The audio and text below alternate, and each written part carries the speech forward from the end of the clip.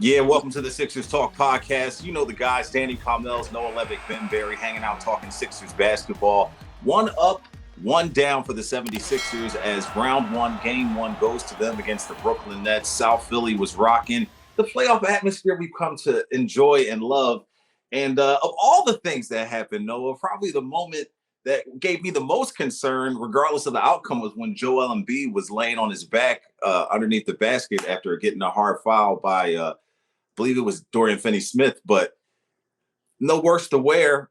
Joel Embiid and the Sixers handled their business, and this is how you expected things to roll out for them pretty much. I think so. Yeah, I think it mostly followed the script as we anticipated. A matchup that Paul Reed was well suited for, Oh, and man. entertaining contributions from him. Even drew the B-ball Paul chants from the home fans in the fourth period. It was deserved. Yeah, and very much deserved. Pulled out the move of the game with a little improvisational between the legs and then a pump fake, step through, lefty layups. So look, those lineups without Joel Embiid got off to, I think, a really encouraging start this postseason. And James Harden played a key role, knocking down 7 threes, his most ever as a Sixer. And we knew the Nets would be determined not to let Joel Embiid beat them. And that's not a strategy that looked especially promising, given the Sixers were literally the NBA's best three-point shooting team this regular season. And they knocked down a franchise record 21 threes in game one. As expected, Mikal Bridges really good and gave the Sixers defense some trouble and scored very efficiently in the mid-range and with those little leaners, but just not nearly enough for Brooklyn. And I think they're in a very tough position now where adjustments are obviously necessary and they can't keep guarding the Sixers the same way. But I don't know if plan B or C is likely to have a much better outcome, just given the Sixers are the more talented squad and certainly looked it in the opener. I think that was the one thing we didn't quantify for or discuss as much is that the Wells Fargo Center was Bridges' home away from home for so long as a member of the Villanova Wildcats, playing so many games there. So not unfriendly confines for him, as he knows the arena well. And listen, we, like you said, we knew he would be efficient and be, what he was. But in the end, as you mentioned, it was the 3-pointers that told the story. Were you surprised that they shot so well, given that we've talked a lot about making shots and missing shots and how that affects outcomes and things like that, which seems simple, but in the end, when you play these upper echelon teams, that's one of their greater qualities. But the Sixers shine in the area they have shined all season. I don't know if surprise was the word, but how satisfying or gratifying was it to see them live up to expectations in that regard? Yeah, I think it felt very much just like handling business. And sure, 48% is especially good from 3-point range. Yeah, they'll do that every game. They'll do that every game. I mean, yeah, certainly the very high volume felt sustainable because that's what the Nets defense was giving them. Joel Embiid, time after time, I think trusted the simple pass, which has been a theme throughout this season for him. And the Sixers, for the most part, were on point with their spacing off the ball and very unselfish and just swinging it around until someone got a wide open look. PJ Tucker did his thing a couple times from the corners. Tobias Harris was firing up jumpers and knocking him down. And he played I think, strong game, scored 20 plus, and also had a nice little answer at one point where Bridges cut the Sixers lead to 3, and then Harris fired in a triple in response, and the Sixers went on a run to get a little more distance, between themselves and the Nets. So, yeah, I think that felt just like the essence of the Sixers' identity throughout the season, and it didn't really change in the playoffs. I think the big thing here is just the Nets needed to out hustle the Sixers, and Jock Vaughn stressed before the game, we need to be a scrappy team. We need to be gritty, disruptive, and create a fast-paced game that's not on the Sixers' terms. And yet the Sixers grab the first 8 offensive boards and do a great job taking care of the ball and ultimately have a very sizable edge in the possession game. They take 19 more shots than the Nets. So Brooklyn needs to eliminate that disparity or even get it somewhat in the other direction, I think, to have any chance to win games in Philadelphia, in all honesty. I mean, that just can't happen as an underdog team where the opposition is the one out-scrapping you and getting all those hustle plays. And PJ Tucker most certainly set the tone on that front. Grabbed 5 offensive boards, had 5 steals, which is actually a playoff career high for him at 37 years old. And it was reminiscent, honestly, of Sixers Heat game 1 last year, where Tucker grabbed 5 offensive rebounds. This time the Sixers were grateful that he was on their side, and I think his impact was large in showing the Nets, not only do you have less star power than us, you're also going to have to contend with our offensive rebounding and our muscle and our willingness to chase down extra possessions. And Brooklyn did not respond very well to that challenge in the first game. Yeah, and it's funny. PJ Tucker was the name Joel Embiid mentioned after they lost in the second round last season. They get PJ Tucker. So much was made during the regular season about what he's contributing, how many points he's scoring, what his impact is. Yeah, I think playoff PJ is a real deal, real thing. Not that he takes it easy in the regular season necessarily. I think, if anything, he's been sneakily valuable throughout the regular season and holding the Sixers to a high standard and getting on guys' case when the effort might lapse. But need to be in the starting lineup to do that, though. I think that was some of the criticism as well, is how many minutes he's playing in the role and the contribution and the balance between that. Did that ever give you any pause or make you feel like, man, I hope this playoff thing works out for them, because it would have been a little bit of a overpay and a reach for them if he doesn't come through? I think certainly during that 12-12 start, that was one of many valid questions or concerns to have about the team. Just how much does Tucker have left in the tank? Can he sustain health up until the playoffs and be fresh for those important games? And he didn't get off to an encouraging start this year. And you have to think the left knee procedure and recovering from that was a factor. And he was candid about that initially he was not opening the season at his peak health. But for me, I think since December, January, he's looked like PJ Tucker. And I think there have also been encouraging performances against potential playoff opponents. He rose his game and I think showed what he brings to the table when the Sixers faced the Celtics and the Bucks. And he was just fantastic against Brooklyn, and I think understands the nuances of the postseason in a way that few others can. Part of that's experience, but I think you also just can't underestimate the savviness. It's not like he's just leaning on things he's known before. I think he identified in this Brooklyn matchup, okay, Joel's going to see double teams every single time. There's a window for me here to crash the offensive glass and provide a lot of extra value to our team in that specific way. So tremendously savvy player, and he enjoys these moments so much. And yeah, his first playoff game as a Sixer at home, and it was cool to see near the end of that one him soaking it in a little bit, and I think enjoying the home perspective as opposed to last year when he was a key reason why the Sixers turned in a dud performance in Game 6 and lost to the Miami Heat. So excellent playoff debut for Tucker as a Sixer. Perhaps he won't get 5 steals every time. Perhaps the offensive rebounds won't be as available against a better defensive rebounding opponent. But he is just very dependable, I think, to be extraordinarily intelligent about filling his role and just very enthusiastic about doing all those little things that can, the Sixers hope, help their stars get to that next level this postseason.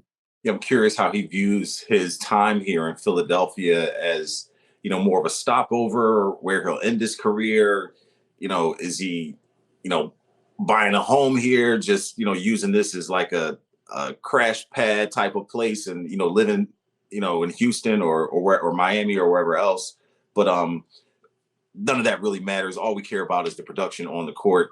And speaking of the production on the court, I don't know if we've given enough credit or made enough of the strides and leaps the Sixers have made when it comes to 3-point shooting and how much it ailed them in the past. And they were near the bottom of the league in attempts and threes per game. And suddenly they've finally tweaked the roster, adjusted the scheme and made it so that they've been prolific in that area and made a gigantic, span this chasm of space between what they were and where they are now.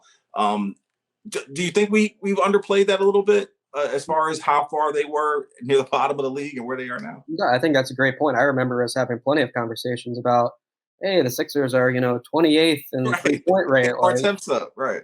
and just Joel Embiid, I think correctly over and over again saying guys need to shoot when they're open, and his frustration was obvious on that front. And yeah, I think you nail it that the big area of growth is the attempts, and that players such as Tobias Harris are not declining the open opportunities. They're accepting them and trusting whatever the results may be and shooting through any little hiccups that might arise. Yeah, I mean, the one meaningful game Harris had before this one against the Nets, he was 1 for 9 back on February 11th. And that clearly wasn't in his mind whatsoever. He had full confidence that he would convert the open shots that inevitably were going to come his way. So I think some of it's internal improvement with players such as Harris, but obviously the additions that Daryl Morey has made, clearly those guys have had a huge role as well. George Niang's going to take whatever shot is open gleefully, and DeAnthony Melton is similarly willing to fire him up.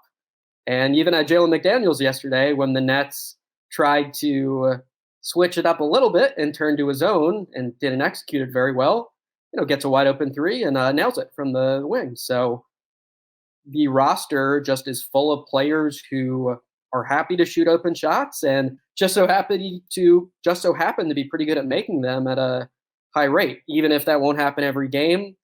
Just the fact that the shots are going to go up, that's a pretty big deal for the Sixers. And yeah, massive, massive growth. And we don't want to overlook James Harden there as well. He took 13 threes yesterday. Obviously, quite a few of those were the classic step back variety and those bench heavy lineups, but he understood that catch and shoot would be a massive adjustment for him playing next to Joel Embiid. And to his credit, I think we see less hesitation these days. Just he's put in the work to become more comfortable with those catch and shoot looks. And 7 threes in game one is a fabulous start for him beyond the arc.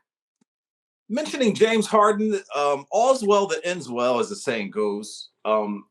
A few bunnies didn't fall for him to start the game, which kind of may have brought back some of the bad memories of playoff Harden.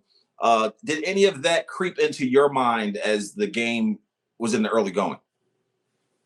Not too much. I think there was a point where I looked and I was like, he's 1 for 6 and he's missed a few easy looks. And if it keeps trending in this direction, that's not a great sign. I think also just in all honesty, it's just game one. So much, is going into this, and then all of a sudden, you start like that. It's like, just kind of, makes the back of your hair on the back of your neck stand up a little bit. Yeah, I think though the Sixers process was sound. Everyone was making the right decision. The team didn't turn the ball over the first 15 or so minutes, and Harden was creating some separation off the dribble. I think had a few encouraging drives that allowed him to reach the paint, and he just wasn't doing very well when he got there.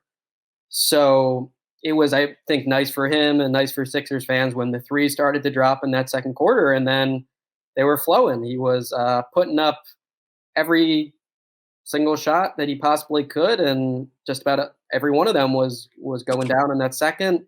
It was similar to the performance against the Raptors near the end of the regular season, where he still has that spurt ability, and clearly the second unit look is pretty strong, at least in the early stages of the playoffs. We talked about the desire to surround Harden with athletic players, with defensive-oriented players, and thumbs up on those fronts for Game 1. Daniel House Jr., I guess, was the odd man out here. Only played 8 seconds at the end of the first quarter, but Sixers went with a 9-man rotation in Game 1, and no reason for them to deviate in Game 2. The substitution patterns, I think, were excellent in that they surrounded Harden with guys he was comfortable with, and those lineups actually grew the lead a little bit when Joel Embiid was off the court, thanks in large part to Harden, and of course, the contributions of the energy guys like Paul Reed and D'Anthony Melton. So good signs, I think, for that second unit. And okay, Harden didn't have the best game in the world in terms of efficiency, didn't draw any free throws, but the fact that he's very aggressive and confident and feeling powerful and nailing step back threes, I think all of that's undoubtedly encouraging, and perhaps more of the 2-point looks will start to drop as the series progresses. We will dive into that second unit a little bit more and discuss, but we will pay some bills here and talk about our main sponsor, Wilmington University. Always thankful for their help with this podcast. Wilmington University and students are in the game, upskill in the fields like cybersecurity, fintech, healthcare, and education, in person or online. Get in the game at Wilmington University. Find us at wilmu.edu. Injured for over 70 years, Lundy Law has been the #1 personal injury law firm in Pennsylvania, New Jersey, and Delaware. Their services are exemplary. Their results are exceptional. Call 1-800-LUNDY-LAW to get the money you deserve. It's time to rush to new rewards at Rivers Casino. Now there's a whole new way for you to earn, redeem, and level up your rewards. Get your new Rush Rewards card and get more out of your game at Rivers Casino, Philadelphia. Gambling problem? Call 1-800-GAMBLER. Back here on the Sixers Talk podcast, and, say what you want about how the Sixers rotation pieces have been incorporated. Noah talked about how they made a lot of the right decisions and pulled the right strings yesterday in Game 1. And in playoff series past, Sixers fans have kind of, been on edge about decisions that were made, lineups that were on the floor, who's playing, who's not, and how that might impact the outcome and Doc Rivers' faith in certain players. And a lot of that has been personified in the role Paul Reed plays. Definitely a fan favorite. There was a time last season where he missed a breakaway dunk. Was that last season or the season before? That was last year, yeah. So he missed. I will say, if we're talking Doc Rivers, he was very generous after that one. I think he said, it happens, and Paul played a great game. So Doc Rivers did not get what he said, but the way his minutes were dispersed thereafter, it wasn't quite as generous as maybe in games prior to that. It didn't have maybe a long-term effect, but I'm sure that wasn't the way Paul played, or the risk that he took when he played in games after that wasn't quite on the level of, a reverse breakaway dunk that he ends up missing, or whatever it was. Windmill, I forget what kind of dunk it was, but it was definitely a Showtime type of dunk that didn't come together. But I say all that to say, look at the faith and what the opportunity that was given has provided for the 76ers, because Paul Reed never changed who he was. He's been, in essence, the same hustle, high motor, difference-making type of player, 50-50 ball type of player. Maybe he's listened to the coaching staff more, and I say maybe, he definitely has listened to the coaching staff more to try to keep KISS and keep it simple, and do the things that he's good at and that can help his team. And yesterday was just a great coming out party for him of sorts. The chants you mentioned earlier from the crowd, so well deserved. Even my son, who isn't always moved by a whole lot of stuff regarding the Sixers because he's a fan of the Oklahoma City Thunder. He's a big Russell Westbrook guy growing up. So he kind of, tries to give me a hard time by talking about my team and things like that. But he was almost off the couch when Paul Reed went between the legs and, went layup and one. I think it was no, it wasn't. They called a timeout afterward. But bro, I've been wanting to see Harden, you know what I mean, do this, and then Paul Reed's coming to the bench with the mixing it up move. So it was just so satisfying seeing that type of production from him, and it will be very interesting to see how he continues to grow his confidence and how that plays out over this series and the series to come. We shall see. Yeah, I think that play is one of a handful this year where I just have to laugh, sitting there, and there's no other appropriate reaction. One of the others that came to mind is back in November, Paul Reed also pulled out a very slick between the legs move near the end of, I think, the third quarter against the Timberwolves. And that was on a fast break with the clock winding down. This to me felt a little more audacious because he didn't need to do it. Like, even after he did the between the legs, he could have looked to find a teammate, but I think he was just feeling in the moment that he could pull off something special, and that self belief has been there from day one with him. But look, heading into this series, Doc Rivers was asked where Paul Reed has made the most progress this season, and he gave a long answer detailing how the Sixers have worked to simplify things for Reed and how he has often frustrated his teammates with his mistakes at practices and how the teammates have tried to do a better job communicating to him, and I think being a little less harsh in their criticisms. And so Doc Rivers just went on this extended answer that was not exactly the most complimentary of Reed. And I think it reinforced just the reality that Rivers doesn't love guys who aren't super dependable and who are mistake prone. Mhm. But I think, however you feel about Paul Reed, you can't argue that he has decreased the mistakes and he has ironed out some of the negative weirdness in his game. And also, just the upside is extraordinary, where it's this incredible jolt of energy and chaos and unpredictability in a positive way, where the opponent truly does not know what's coming. And he's grabbing offensive boards, he's switching impressively onto smaller players, he's finishing pretty well around the rim. And he's also working nicely this year in the pick and roll with James Harden. There's clearly growth there and a better understanding of the nuances of when passes might be coming, how to take advantage of his speed in the role, and how to be ready to finish those opportunities around the hoop. So, yeah, I think the Sixers fans clearly knew who Paul Reed was and the B-Ball Paul nickname, but perhaps to a national audience, this was more of a coming out party, and people are now aware that the Sixers have a quirky backup big who can do a lot of fun things out there on the court, and also in this game, most definitely impact winning. Played a big part in those second unit lineups that more than got the job done when Embiid sat.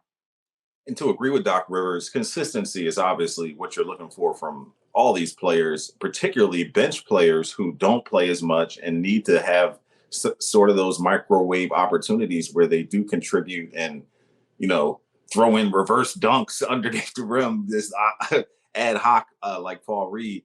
I think the thing I'm most encouraged about, and yeah, it's at home, it's game one, there's so much energy in the building, and a player like him can definitely feed off of that. But I think just seeing him, like the Nets are lacking stars, but they have a lot of good role players. And to see him come on the floor and outplay some of those solid role players like Nick Claxton and Dorian Finney-Smith and beat them to loose balls and things like that. That's the area where I feel the most like, man, like he's out there competing and leaving it all out on the floor, but also impacting the winning in a way that is exactly what you're looking for. So I think that's the thing about him is the consistency and when he shows up and I need Doc Rivers to continue to give him opportunities to keep the confidence there. So it's kind of like a, give and take, quid pro quo type of thing where they have to have the faith in him for him to be able to produce. And in order to produce, he has to have faith in himself type of thing. You know what I'm saying? So Definitely, yeah. You don't want him to lose what makes him B-ball Paul, which Right, is right, right. a ridiculous level of self-confidence in large part. But yeah, Rivers basically said we've had to make things a lot simpler for him. We're only really going to do one main defensive coverage, which is just going to be switching everything. And if that's not working, we're probably going to pull the plug. That's the bottom line, is what he said. So I think in this matchup, switching everything with Paul Reed looks like it'll be very effective for the most part. Sixers defense wasn't great yesterday, but when Reed was switched on to Seth Curry or Joe Harris, he looked very capable of sliding his feet and deterring them from generating any open looks. And I think we all know that's a strength of his. So heading into the series, he said on the final day in Brooklyn, basically, this is going to be a good matchup for me. I very much agreed with him. As we noted, Brooklyn's a weak defensive rebounding team, and that's a strength of Paul Reed. And just the switch everything nature of the series on both ends, I think, plays right into his hands. He's very good at rolling quickly and rolling hard and putting pressure on the defense that way. And then defensively, this is his comfort zone. This is what he does. He said, like, I just guard dudes. I don't care really who's in front of me. I'm just going to guard them. And I think that is one of the best qualities he brings to the table. So, yeah, whether the faith will still be there in him, if there's a little speed bump or two against a team like the Celtics, we shall see. Especially on the road. When he gets on the road, that's probably where the bread will be buttered. Yeah, and it'll be interesting just when different challenges come his way matchup-wise. I think the Sixers, though the Nets have a lot of long players and even a decent amount of height, they're just not very physically strong. And, if Paul Reed faces a different kind of center, how will he fare in that matchup? We shall see. But I think he's gained a better understanding of who he is, how he can play his role, how he can keep the coaches trusting him this season. And yeah, great start in game one. And I don't think it felt entirely fluky, even if Joel Embiid noted, we maybe don't want him pulling out that move, moving forward. And he said, hey, whatever works. And Paul Reed, some strange things sometimes work for the guy. And I think that's why the Sixers often love having him on their team. I think we showed a lot of love to various Sixers players. I don't know if there's anyone we missed heaping praise on. I think we criticize Tobias Harris deservedly when he doesn't show up, but we also maybe don't give him some credit when he's contributing and just doing his job and being productive. So do we need to laud Tobias Harris a little bit more here? Sure. Yeah, I think that, as we discussed, was a question of who would be the number 3, number 4 guy for the Sixers, especially on nights where opponents were really dead set on forcing Joel Embiid to relinquish the ball. And Harris slid into that role, and Tyrese Maxey actually was more of a number 4. And to his credit, played the role well. Didn't turn the ball over. I think 3 assists, 0 turnovers, knocked down 3 of 5 threes.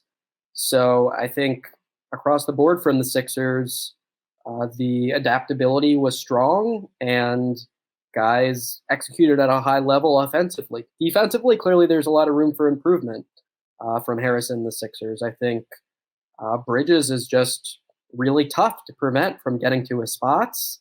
And when the Sixers are in a drop coverage, he's more than happy to stroll into some pull-up jumpers. So the team was more focused in the second half on just getting the ball out of his hands and putting it in other nets hands, and that ended up working pretty well. But yeah, I think Harris starting off with 20 plus is nice, and is a reminder that he's capable of providing a bit of a scoring punch still. I think back to a couple of years ago where he had a huge game one against the Wizards, and obviously the Sixers will hope that there's good consistency for him in terms of efficiency. He understands the shot attempts will fluctuate, and whatever happens in that regard, just take what's there, retain aggressiveness, and game one he checked those boxes really well. And I think I not obviously, but you've mentioned on previous podcasts, and I think it is an excellent point of what kind of Tobias will we get when they need some scoring or Joel and James don't have it going on, and it's up to that third or fourth scorer to do a little bit more. Can they get a big game from him or a contribution that changes the tide in that regard? No, a lot going on the website. Do you want to give us an idea of what's happening there? Sure. Yeah. So yesterday we had our observations on the game, and then last night as well, highlighting the contributions of those energy guys, and also flashing back to the preseason opener where Doc Rivers. I asked about just where he saw things in terms of crashing for offensive boards versus being concerned about compromising the transition defense too much. So just some perspective on that, and the Sixers doing quite well with the offensive boards and the hustle plays and all those little energy contributions, like actually having a really large tangible impact to start this series. Coming up here, we've got a Sixers availability they'll be at, and heading into game two, I'll just take a closer look at those franchise record 21 threes, and I guess whether the Nets can do anything to prevent the Sixers from hurting them so much in that regard, and what adjustments might be in store from Brooklyn for game two. So that's what's on deck, and then of course the playoffs keep rolling with game two Monday night in Philly. Listen, man, if you're not keeping up with Noah's work on the website at NBCSportsPhiladelphia.com, you are missing out. This man is so full circle and so on the beat that he's got game one of the playoffs compared to the first preseason game. He's got some type of synergy and connection there. So be sure to check out his work. I do have a little sad news to pass along, and sad in the regard that I won't be popping up on the podcast for a few days because of my civic duty. I got picked for a jury. So I'm happy to fulfill my civic duty, but I am not going to be talking Sixers basketball, which is a bummer, for a couple days. But I should be good by Wednesday. Should be my last day. They feel like it'll be a really short trial. So Monday I'll be in the fray, and hopefully Wednesday I'll wrap things up. But hold it down when I'm not here. Yep. Best of luck with serving the duty. All right. Thank you, sir. We'd always love talking to you guys. Thank you for listening to Sixers Talk podcast, brought to you by Wilmington University. WilMU Works. Noah's headed to the facility, right? Indeed. Yep. Sixers practice facility. Be sure to follow him on all social media platforms at Noah Levick, and check out his work on NBCSportsPhiladelphia.com. For Noah and Ben Barry, our producer extraordinaire, I'm Danny Pommells. The Sixers Talk podcast is brought to you by Wilmington University. WilMU Works. We'll see you next time.